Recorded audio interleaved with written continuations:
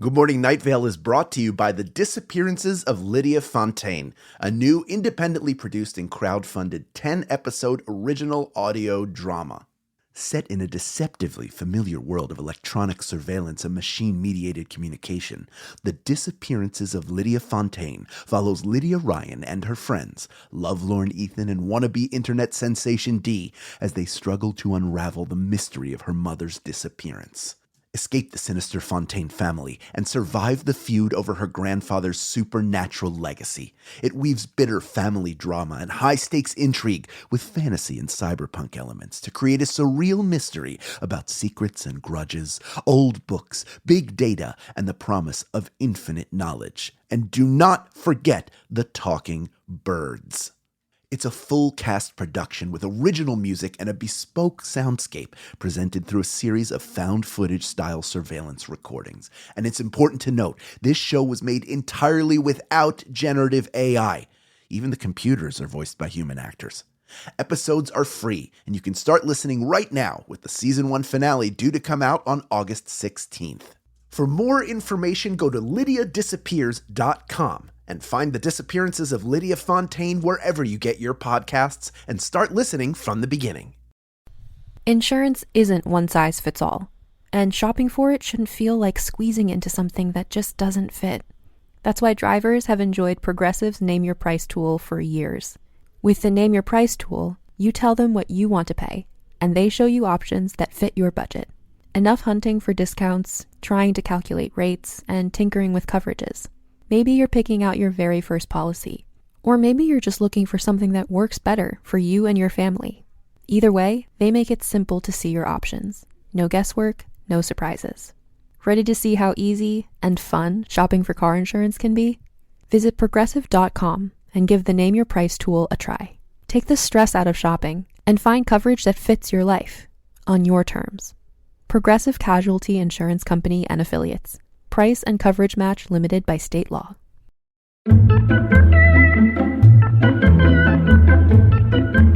At least their heart's in the right place. I say, softly running my hand across a plastic takeout container. Good Morning Night Vale.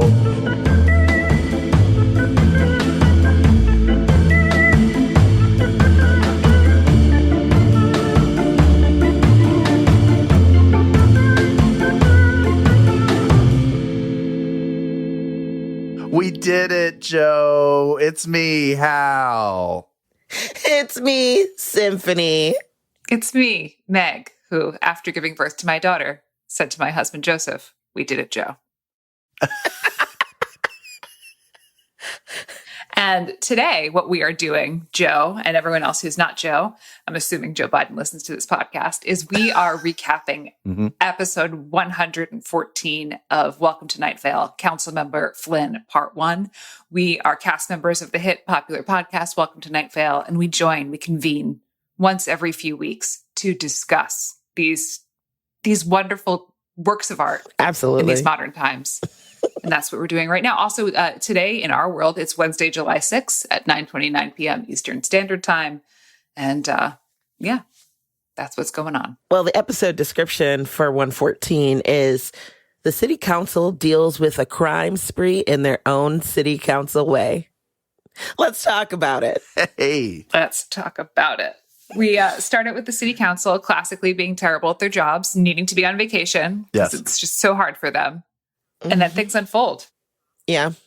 They're the worst at their jobs. Do you ever, I sometimes have a fear that's unfounded, and it doesn't matter where I am, that if I'm in a store late at night, that I'm going to be the person who's there when that store is robbed, whatever the store is, that I'm going to be like part of a robbery being done. But the person who he was hiding in the Hostess fruit pies. Shuddering. I have that fear too. I also have that fear when I go to the bank. I'm like, is this the day? Is this the day? When I'm depositing Canadian money into my bank from Welcome to Night Vale t-shirt money.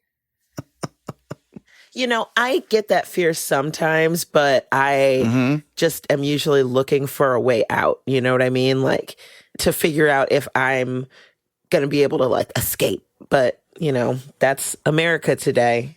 Did you get the feeling that the city council is like a bunch of boomers? Well, yeah.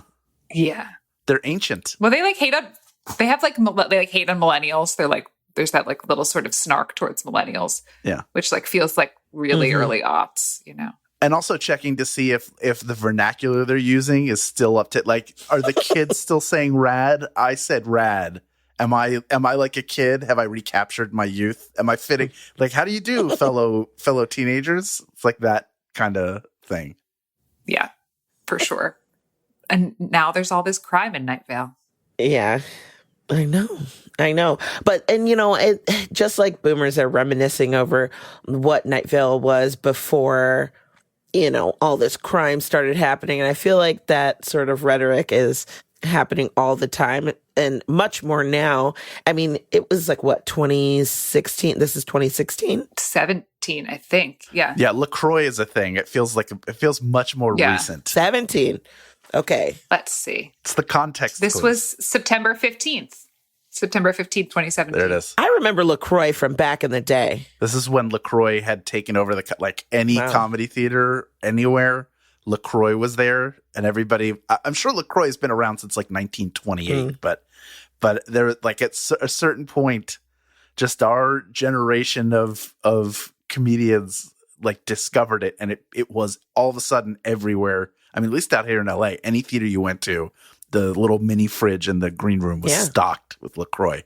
Mm-hmm. I honestly believe that the resurgence of seltzers is really huge. And I've always loved seltzer water because I don't really like soda. Like, I'm not really one for all the sugar. But I was wondering, they said Pamplemousse Lacroix is their favorite. What is yours? Key lime. I like the concept of pamplemousse, but I don't drink things that are fizzy. And when I do, I hate carbonated drinks. Have we not talked about this? Wait, what? I didn't know this. Cannot handle carbonation at all. No. Which leads me to here's an old Hal chestnut. If you like shower pie, let's gather around for the time as a child that I went to see a movie with my parents, and we went to like a Bennigan's afterwards. I ordered a milkshake. My father got his normal Coke or Diet Coke at the time, and I went to the bathroom and he switched them. I think at my mother's, this is very much like something my mother would have done. Like, little kid Hal went to the bathroom all by himself and came back and just took a sip out of the frosted glass, like, confidently. And when a good milkshake, you have to generate a lot of power to get the milkshake through the straw. So it was. We've discussed this. Yeah, I was like suction. I was ready for a fight with this drink. So I took the biggest sip possible, and my mouth flooded with soda, and it went out onto the table. I spit it up. I don't like the feeling of it. And it now, like, if I get a drink, sometimes if I'm getting my Minute Maid lemonade, which I'm quite a connoisseur of, those will be carbonated. Just, they get carbonated somehow. And that is the worst. It feels like a terrible betrayal when I drink it. Yeah. I had no idea. I'm shocked that I never mentioned that. I guess I've never. That's so funny. What do you drink? What do you drink at the movies? Like, when you go to a movie, high C fruit punch or lemonade. Okay. Or a bottle of water. High C fruit punch or lemonade or a big bottle of water. Yeah. I drank the largest fruit punch they had at a theater once, and then sat through.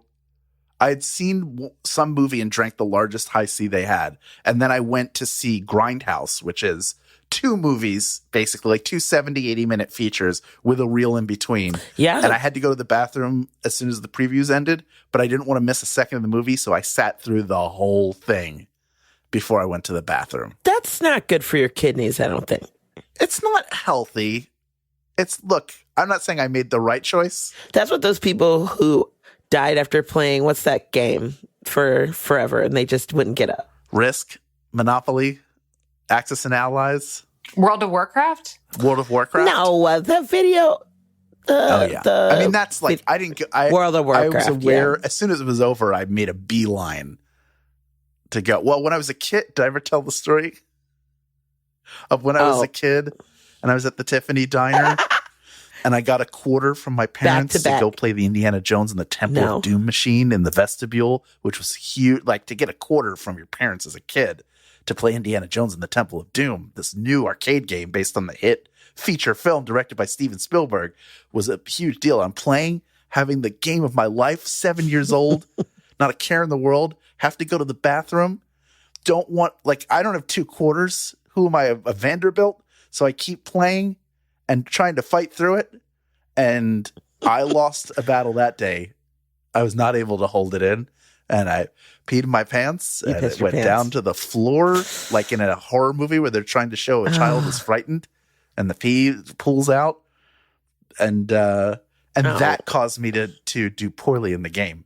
So ultimately, kids, if I could give you one piece of advice out there, I don't know what the new kids are, but Generation Z, the Zibblers, all you Zibblers, all you alphas, all you alpha sprouts, don't, there's no game of Indiana Jones and the Temple of Doom that's more important than your need to urinate. And that is what I bring to this podcast and every podcast I appear on. You're welcome.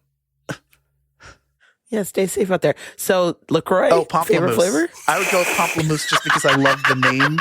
I love that it's grapefruit, but I also like the band Pamplemousse, so it makes me think of them. Okay. I really also enjoy the key lime. But I love a limoncello one. I know that's polarizing sometimes, but I don't prefer the ones I dislike. Too sweet? Cranberry, raspberry, not good. Doesn't taste like that. Tastes too metallic to me. Okay. I'm not getting the right flavor profiles from that.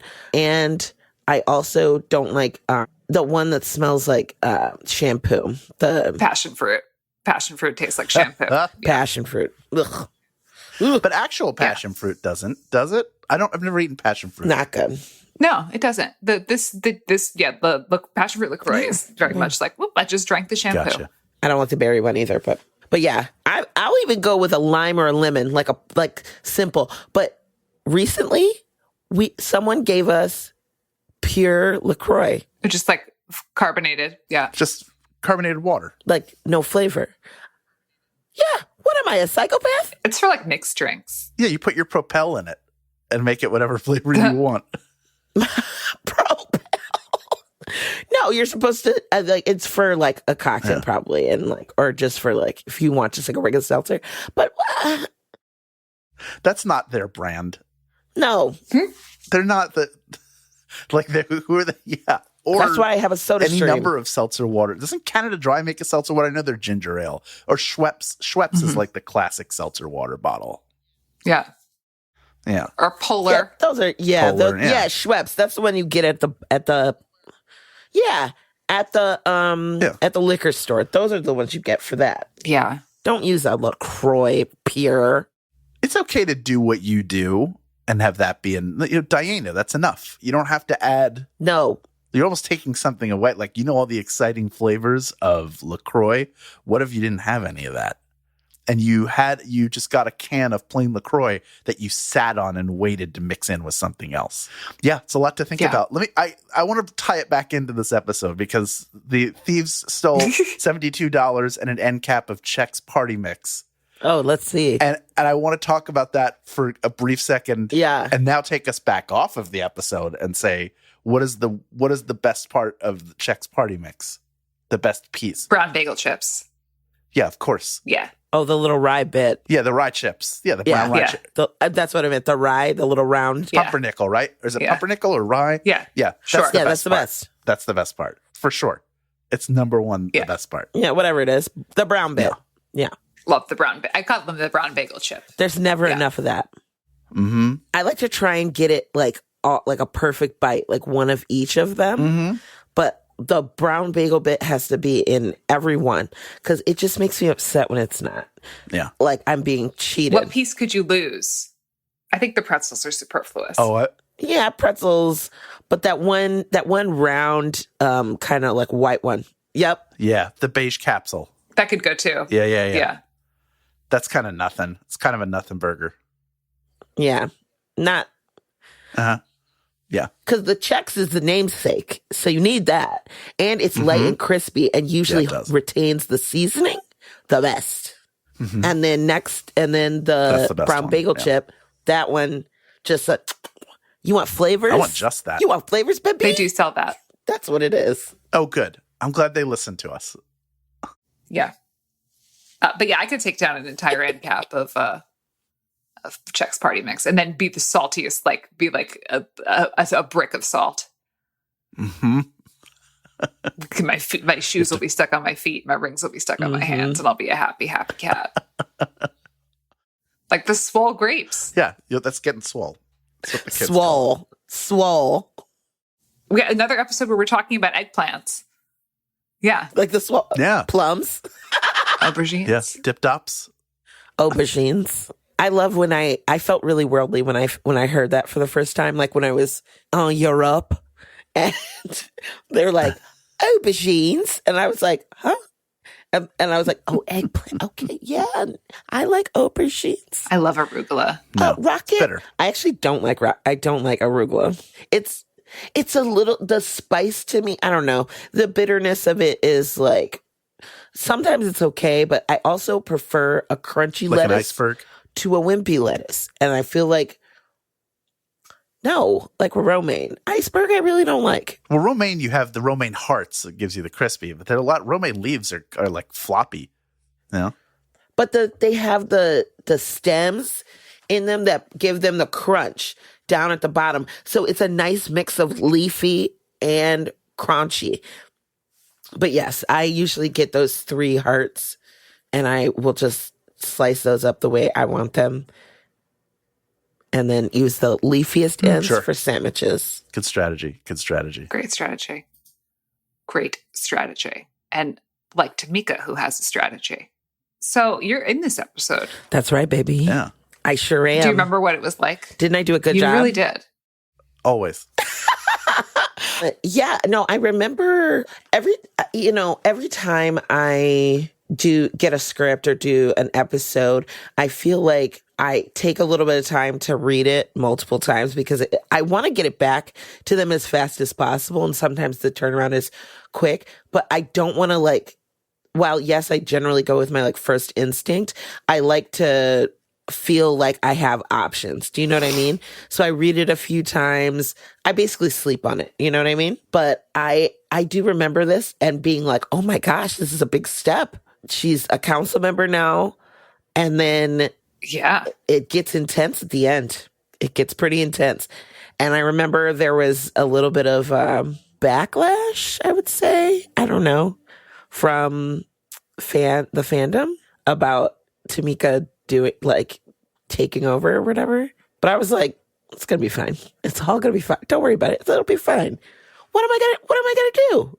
Wink, wink, wink. What am I gonna do? Well, absolute power corrupts absolutely, right? Yeah. Look, nothing worse than anybody else has ever done. You're defunding the police. And at least I'm trying to do something. Yeah. Well, refunding. But I think Tamika is revoking the police? Extra funding the police. That exactly. Down to one. No, she extra funding for the police for overtime. Oh yeah, she does try to get them overtime, but then already. But then she takes Sheriff Sam's badge and is like, "It's me now." Right. Well, that's the other.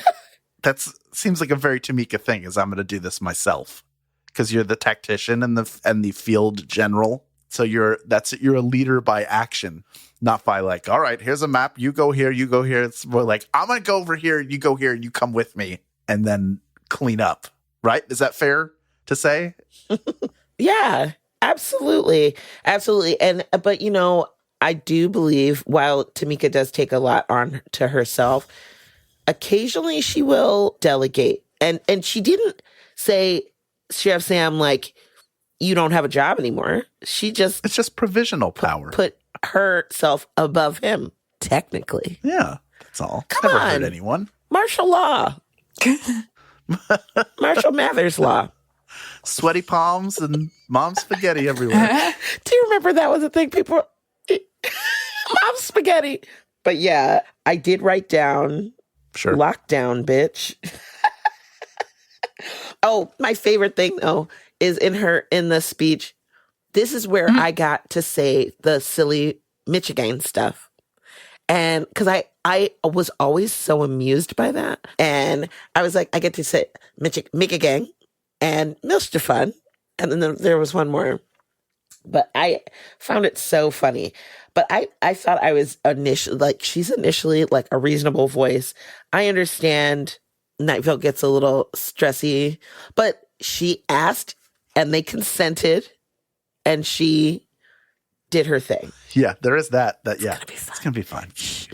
Yeah. It's going to be fun. Well, something needed to be done. There is some of there's like some of you're changing and shaking up the way the city council does things because they're one body housing many bodies and many souls, and you haven't integrated to them. But there is also a piece of like, if you tried to run for like mayor of a town and you ran on like, I'm going to change these two things, or I'm going to make this radical change. At a certain point, you're going to get bogged down in what it is to be a mayor. So she's also sort of trapped by what it is to be on the city council. So that idea of like, everything's fine. It's fine. It's fine.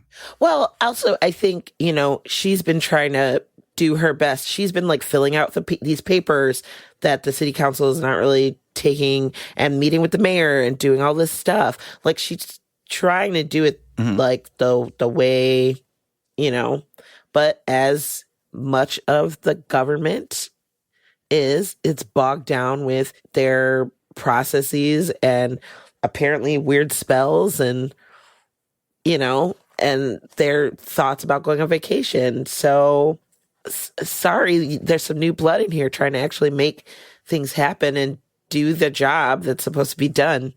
And I won't apologize for the actions of my characters. So. She's meeting a situation, I don't know, with the appropriate amount of urgency. I mean, people are dead. We have this beautiful thing at the beginning with Tristan Cortez and his daughter in the market, and it's opening and it's great. And then at the end of this episode, their bodies are found.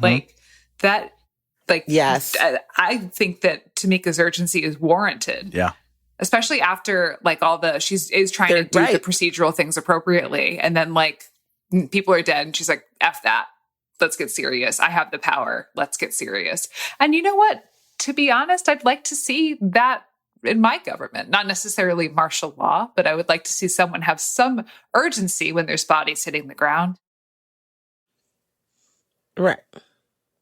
There is, do you think though that she is naive? Like as much as she's hard and naive, it seems like a weird word to use with Tamika, but she's saying everything's going to be fine. And then we're finding out that everything's not fine and it hasn't, things aren't fixed and they're not going to it's not, the discussion isn't like the hard truth you need to hear and I'm going to come in and fix it. It's like, everything's fine. We're going to have it under control, but that's not the reality. So is that a context clue that maybe Tamika's in over her head a little bit? Well, I don't know, because that part comes before the thief has taken a turn from just being a thief now to being a murderer. So it's like, okay, we've got it under control. We're working with the police to do all the things that we need to do. Don't worry. We're taking care of it. And, you can only respond to a situation as you have the information for it, right? So you try to anticipate things that are going to happen, but up until that point, there was no reason to think that it would escalate to that, So I think, like Meg was saying, I think that she was responding to the situation in the moment. And I don't think it's necessarily naive to think that, but I think, she's just trying to make decisive action as opposed to just running off to the shores of Michigan, which are lovely, by the way. If you've never been, as a person who lives on the other side of the lake, it's pretty nice. I do enjoy the dunes for those Michiganders out there. Have you been to the Yoopers? And I frequent your state, so. Well, they're called Yoopers up there. To the UP? Yes. Well, and also there's a band called The Yoopers. people are called Yoopers. You can find some of their hits on. They are UP folks in the upper peninsula. For those of you not Michigan savvy, and check out their 7 or 8 minute long video for a love song called Diarrhea. That is all you have to look up and then enjoy. Oh. Can we license their music? I wonder how much that would be to use that song just for It's been 0 days. Just to snip it up. Maybe they'd be good and let us use it. We'll reach out, But yes, I've never been to the UP, but Sure. I have been all over other parts of the state. Can we go back 1 second? Across from the Green Market Co-op is the escape room that is just Saw, I think. Mm-hmm. Yeah, that's what I wrote down. Saw films. I saw the first one. Have you guys seen those? No, for me. Not as scary. I also Okay. like violence and You're torture. not as scary, right? Yeah. How? I'm okay with some of that stuff in the right context, but that just felt like torture porn, like Hostel, like those kind of. I can't. Sure. That's not a horror film that I enjoy. Human Centipede. Human Centipede felt like a romantic comedy to me. I just, it's all different. Ugh. No, none of those movies appeal to me. But I like the concept of Saw is like ripe for comedic license as they've used it here to compare it to escape rooms, some of whom are trying to recreate. So, like I've been to one where you're there and there is a girl who is handcuffed and is an actor who is screaming, A live girl? to be released, and then you find the key to the handcuffs and you let her out, and then she's wandering around, and as the time starts ticking out, she's like, oh, he's gonna come back, check the dresser, like she was trying to help out, and I felt so bad. Oh my God. For her. It's like, you're really trying. This is very it was very uncomfortable for me. Yeah, I was like, please, you can take a break. You need to chill out. A lot of us here are performers. Like, you can chill with us. Just tell us how to beat this thing, please. Let's just talk. No, for me, I would just be like, babe, I just need you to I understand that you're stressed, but your energy is really intense right now. And I need you to bring it down. It makes the escape room experience that much more stressful. Like there's already a feeling of I'm up against the clock, but that gives it a real. Yeah. So it might as well be like the Night Vale escape room where it is literally Saw. I don't know if I would do well in one of those Saw ones because they're just trying to make you cut out your eyes or cut off fingers or something to get. I'm like, you might as well just kill me, homie. And you better kill me because if I get out of this, I'm gonna fuck you up. I will find your ass, bro. That's weird. That's weird. No matter what someone has done, you kidnapping them and torturing them to teach them a lesson. Come on. Yeah. That's not how that works. Also, after the second one of those, I was like, okay. Also, the guy was dead, and then he had disciples or whatever. Sorry, spoilers. But come on, mate. I love horror movies as much as the next person. Well, more than most people. But I can't with that. It's too much because it's I'm over it. Anyways, so not the escape room for us. Can we go back to Steve being an offensive coach for Janice's basketball team? Yeah, for the best. I'm so glad she's great at it. I'm assuming this. Obviously, Jeffrey wrote this, and I have to ask him. Maybe next time I have a conversation with him, I'll ask him. But I assume if she's leading the league in assists, that she is a point guard. She must be running the offense somehow. So I'm curious if that's what he had in mind, because that's generally your job as a point guard, is to initiate and facilitate the offense for the rest of your team. I think they say that she is a point guard. Hang on. Let me find it. Don't they? Let me find it. Yeah, I think. But I did relate to Cecil very much where he's like, Steve explained it. Oh, yes. Oh, it says, yes, it is. She is a point guard. I don't know why in my head I But yes, Steve tried to explain it. That would be the same as me. That's where Steve and I are very much the same person, even though he was created long before they met me. Like I was explaining to Jennifer, because I collect vintage Star Wars toys, and I had bought like a display case for it, and she asked me about it, and her eyes glazed over within 20 seconds, and I think I was still inhaling to explain it because I got so excited. Like, oh, she asked this chance for me to talk about this thing that I love. But it's also a great example of the Steve Janice dynamic. And of course, Steve would be a coach on that team. Mm-hmm. There's no way. I kind of want to hear.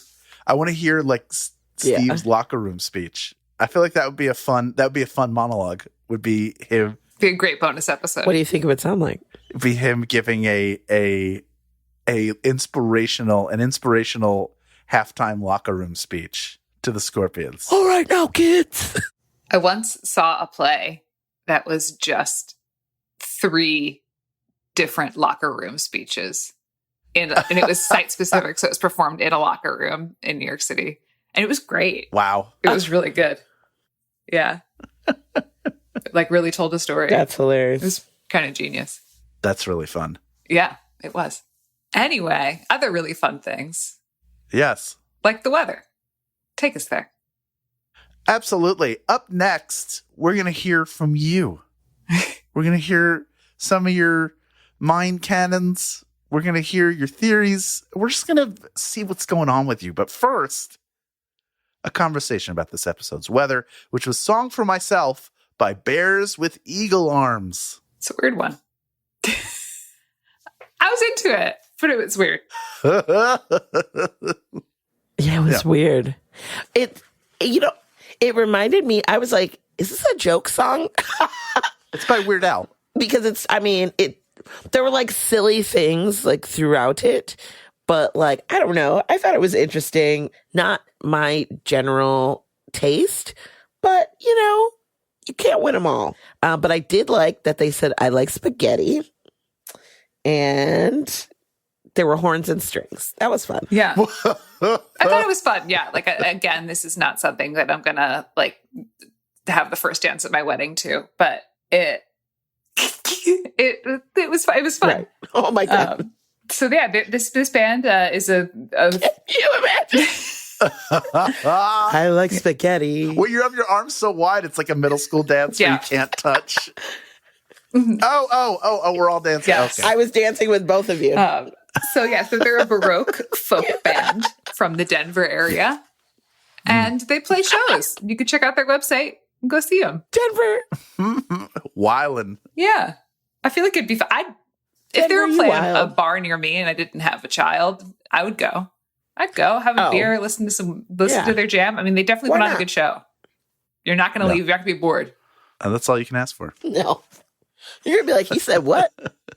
Last thing you want at a show is people looking at their watches and phones. Yeah. Speaking of he said what and watches and phones, let's go to a place that is the perfect temperature to burn the roof of your mouth. It's the FanZone Calzone. Yeah. Stay right there. Good Morning Night Vale will return after a brief break.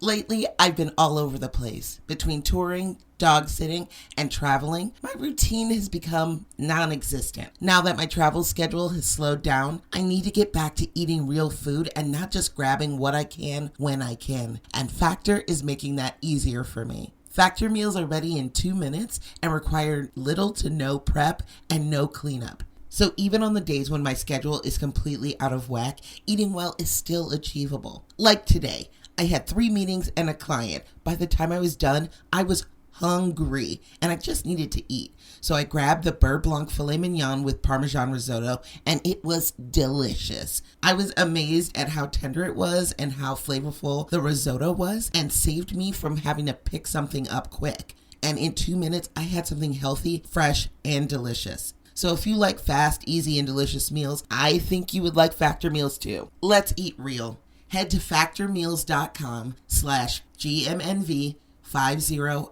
and use code GMNV50OFF to get 50% off and one free breakfast item per box for 1 year, while supplies last until 10/31/2026. That's code GMNV50OFF at factormeals.com. GMNV50OFF at factormeals.com. See website for more details.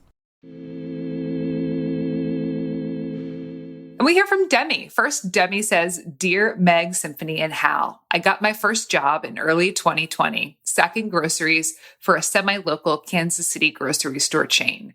While this was definitely not the best year to enter the workforce, learning about and binging off and on Welcome to Night Vale and later Good Morning Night Vale definitely made it suck less. So thank you so much for that. Thank you so much for working groceries during 2020. I appreciate you. Mm-hmm. Yeah. As you could probably guess from my recent workforce entry, I'm a proud Zoomer, being 17 at the time of writing. So I thought I would do my duty as a Gen Z GMNV listener and share with you some Zoomer lore in the form of these very real Gen Z slang terms, coming primarily from your favorite social media site, Tumblr. Okay, these are the terms I'm going to be saying now. This is blorbo, which is the short form of blorbo from my shows. And then there's scrunkly/scrimbo, sometimes scrimblo bimblo. There's glup shito. There's EBDB. There's horse plinko/plinko horse. I will not tell you what these terms mean, but I can assure you they aren't offensive to any particular group and strongly encourage you to incorporate them into your regular vocabulary. Thank you, Demi, who's an additional Gen Z field agent. P.S. I asked my friend from Jersey their thoughts on Bruce Springsteen. They told me Bon Jovi has more respect in their family as their aunt went to school with them. Okay, Demi, first of all, thank you so much for writing. I'm going to address the PS first off. Okay, everyone in Jersey's aunt went to high school with John Bon Jovi. Literally everyone. And I have no hatred for Bon Jovi. I like Bon Jovi, but the boss is the boss. And I recently peed at the John Bon Jovi rest stop in New Jersey, and it should be called the Bruce Springsteen rest stop. It really should. Like, we can't have this. Anyway, I appreciate that you have a friend from Jersey and that they're special to you in your life, but come on. Anyway, so thank you for sharing these words. I feel like the city council right now being like, what? Is this what the kids say? Thank you for not telling us what they mean so we can instead decide what they mean. That don't make no kind of sense. Blorbo. I think blorbo obviously is when you make a blog post and it's really sappy. It's a blorbo. Scrunkly is, of course, scrunkly/scrimbo is just what you call your skunk. His name is Scrimblo. Glupshido, we've all done that, if I'm honest. Oh my God. EBDB. I won't EBDB, but I respect you EBDBing. And horse plinko horse. I'm a connoisseur of horse plinko horse, and I'm getting better at it. But my polo mallet is in the shop right now. So thank you. What a field agent and an agent of chaos both. I'm not falling for your. I know. I think it's fair to say that my finger's on the pulse of like what's hot with the kids. I have a TikTok. Is it mostly cleaning and cooking? Sure, but I'm on there. I know about I know these are. I know what you're doing. I know what you're doing, and I respect it. All right, anonymous art kid writes, "Hello, I." Along with hopefully everyone who's been sending stuff to you, I'm a big fan of the show. I started listening to it late last year, not too long after school started, and have kind of started revolving my life around it since. My online friend Dyer recommended the show to me. Hi Dyer, I have no idea if you watch these, nor whether this will actually be said on the show. It is. And how are you watch? I guess I am on camera right now. They're watching us, Hal. And I have since been trying to spread my obsession to the rest of my family. Good job, anonymous art kid. This doesn't really have much to do with a particular episode, but I'd like to show you all my design for the city council. It is not accurate to any of the already minimal traits given to them. Whoops. Have a nice morning/day/night/any given time of day, anonymous art kid. This is number one. I love the use of color. I love the shape of it. I love just the general feel of the art you have created here. So I appreciate you doing it. And number two, sure, it's accurate. Why not? We don't know what they were when they combined, this could be, we could. There's no incorrect canon in Night Vale. Agreed. It all can change. And I'll put this on the Patreon so that y'all can see it. Yes. Yeah. Next up in the Calzone, we have Ian. Ian writes, "Hey, Symphony, Meg, and Hal. I am binging Good Morning Night Vale currently and wanted to let you know, yes, they still do dissections in school." Oh, okay. When I was in 8th grade, at the tender age of 14, they had me dissect a fetal pig and crack the skull open and then sent the picture to my mom on what can only be described as Facebook for the PTA. That sounds frightening. Not only that, but my friend had to dissect a cat in anatomy in their junior year and was visibly shaken afterwards. They weren't allowed to sit out and take a C like Hal. And I gave them my cardigan to help them calm down. Oh, that's nice. That's all to say that the U.S. education system is still fucked. However, I also wanted to share some thoughts about what science classes are like in Night Vale. Since all information is forbidden, and there's even a disrepaired earth sciences wing in the community college, I think that Night Vale probably doesn't have anything like chemistry or biology. I think science class in Night Vale would be much more similar to alchemy or potions class in a fantasy world, and things like rituals and proper use of bloodstones being taught instead of things like DNA or the water cycle. Dissections would be weird, and well, since no animal is how we think of them, imagine being told to dissect a worm and being given a diagram specifying the teeth and poison sacs to avoid. Honestly, if my theory is correct, it's probably more useful to go to class in Night Vale, because at least learning about bloodstones and how to make a good summoning circle or simple poisons is more likely to come in handy than me knowing the different phases of chromosome pairs will go through during reproduction in real life. That being said, what do you guys think classes are like in general in Night Vale? We've had mention of classes before, like double Spanish and how English and math switch names, but the contents are still the same. But I'm curious as to how classes like English, which are typically used to analyze and critical thinking skills, would be applied in such a town. Or more specifically, since you're coming up on Council Member Flynn, what education do you think Tamika went through? Since the summer reading program, a lot of her time was spent training the militia. This is getting very long, and thank you for reading all of it. This podcast is very nice to listen to as I fall asleep. The banter helps me relax after a very long day. A goodbye that's slightly lukewarm because it's been sitting on the counter in a cup for an hour or so, but it's warmer after microwaving it. Ian, he, him. Wow. Thanks, Ian. I think classes in Night Vale are interesting. Something like English instead of because I don't, you're not technically allowed to read, right? Reading is fundamental. Is that correct? Yeah, but knowledge is forbidden.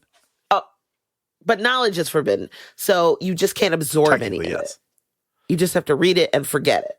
Okay, right. That's what it is. I was like, there's so many contradictory things. I think it would be very interesting, but I think I'd probably do better in school there than I did here. That's all I have to say about that. Thanks for all. What do you guys think?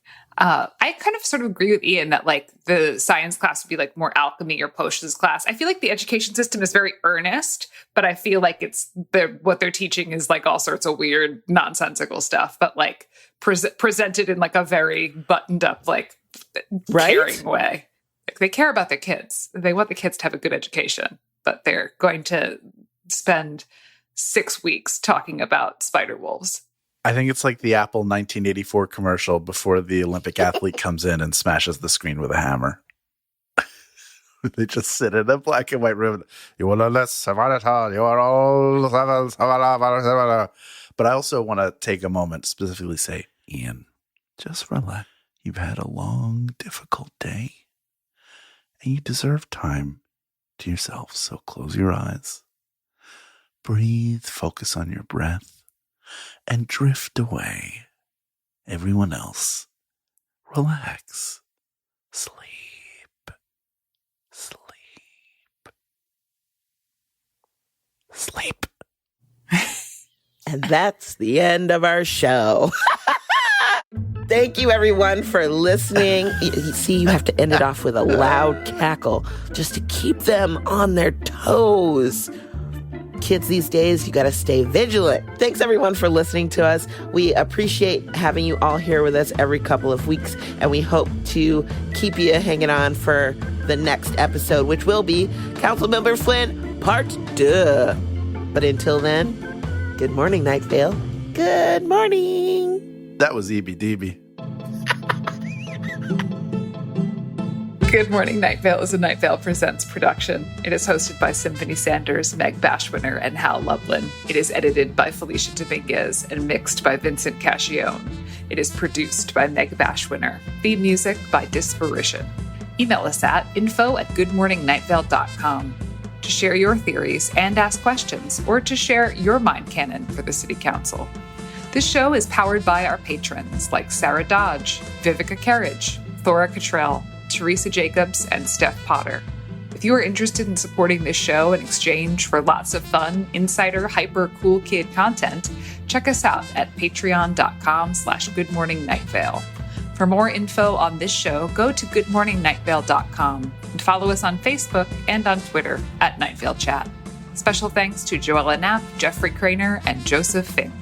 The Calzone ingredient of the week is air conditioner condensation dripping onto your head from a building high above.